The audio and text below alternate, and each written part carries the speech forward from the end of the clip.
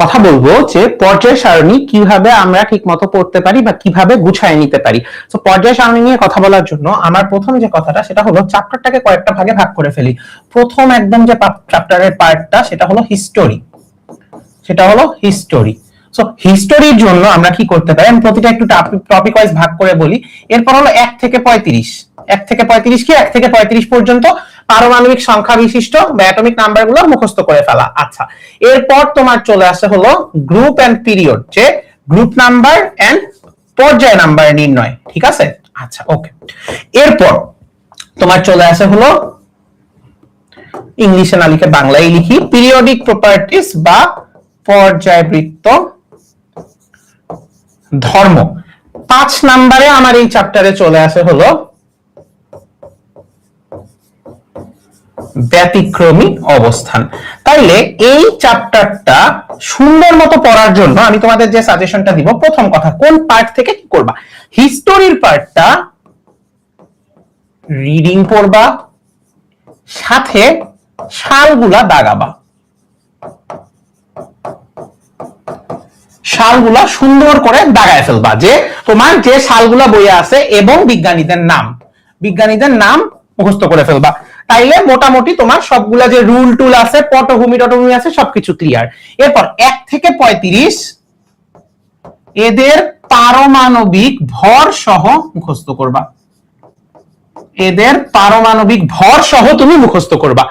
এরপর চলে আসে গ্রুপ এন্ড পিরিয়ড। এটার জন্য বারবার করে কি প্র্যাকটিস করবা, ইলেকট্রন বিন্যাস এন্ড রুলস। আমি তোমাদের গ্রুপের সূত্র করায় দিছি 3 টাইপের, যে এস এ গেলে কি হয়, পি তে গেলে কি হয়, ডি তে গেলে কি হয়। এই কয়টা জিনিস যদি মনে রাখতে পারো, আর এফ এ গেলে তো ল্যান্থেনাইড অ্যাক্টিনাইড হয়, সো ইলেকট্রন বিন্যাস আর রুলস, এই কয়টা মনে রাখবা। এইবার পর্যায়বৃত্ত ধর্মের ক্ষেত্রে সবার ফার্স্ট একটা চার্ট বানায় ফেলবা নিজের নোট খাতায়, যেটা আমার স্লাইডেও দেয়া আছে। সেটা হলো বাম থেকে ডান কোনটা বাড়ে কোনটা কমে, উপর থেকে নিচ। আর এরপর হলো ব্যতিক্রমগুলা করে ফেলবা, সাথে খুব খুব খুব খুব ইম্পর্টেন্ট এক্সেপশনস। কোশ্চেন সবগুলো তোমার আসবে এক্সেপশনস থেকে, ঠিক আছে? এক্সেপশন গুলো দেখে ফেলবা। এগুলোর জন্য আরো কি করতে পারো আমি একটু বলতেছি, একটু অপেক্ষা করি। এরপর ব্যতিক্রমী অবস্থান কার কার বলতো?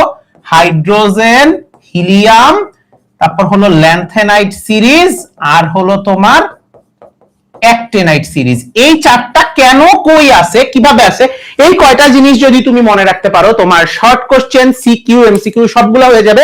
এন্ড এই চ্যাপ্টারটা ঠিক এভাবে 5 ভাগে ভাগ করে পড়ার পর তুমি যদি আমার স্লাইডের এসকিউ গুলা করো, সিকিউ গুলা করো, সবগুলা সিকিউ সলভ করে দিছি, এমসিকিউ গুলা করো, সবগুলো এমসিকিউ সলভ করে দিছি, তোমার এই চ্যাপ্টার 100% ক্লিয়ার হয়ে যাবে।